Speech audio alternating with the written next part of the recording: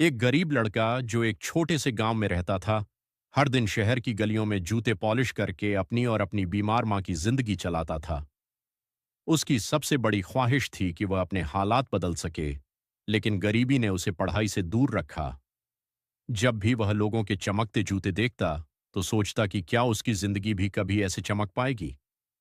एक दिन एक अमीर आदमी जो महंगे कपड़े और चमचमाते जूते पहने हुए था, उसके पास आया। जूते पॉलिश कराते हुए उस आदमी ने लड़के को देखा और तंज भरे लहजे में कहा, तुम हमेशा नीचे ही रहोगे क्योंकि तुम्हारा काम ही नीचे देखने का है। ये बात लड़के के दिल में तीर की तरह चुभ गई। उस रात वह सो नहीं पाया।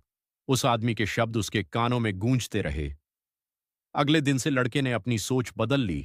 उसने फैसला किया कि वह सिर्फ दूसरों के जूते चमकाने में अपनी जिंदगी बर्बाद नहीं करेगा, बल्कि अपनी किस्मत खुद चमकाएगा। वह हर दिन थोड़े थोड़े पैसे बचाने लगा और रात में सड़क के कोने में पड़ी पुरानी किताबों से पढ़ाई करने की कोशिश करता। दिन में वह लोगों के रवैये को ध्यान से देखता और उनसे सीखता।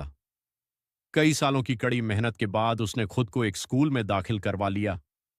दिन में जूते पॉलिश करना और रात में पढ़ाई करना उसके लिए आसान नहीं था, लेकिन उसकी लगन उसे आगे बढ़ाती रही। जब उसकी पढ़ाई पूरी हुई तो उसने एक छोटी सी दुकान खोली, जहां जूते सिर्फ बेचे नहीं जाते थे, बल्कि खास डिजाइन के साथ बनाए भी जाते थे। उसकी मेहनत और लगन ने लोगों को प्रभावित किया और उसका बिजनेस तेजी से बढ़ने लगा। कुछ सालों में वह लड़का एक सफल जूता कंपनी का मालिक बन गया।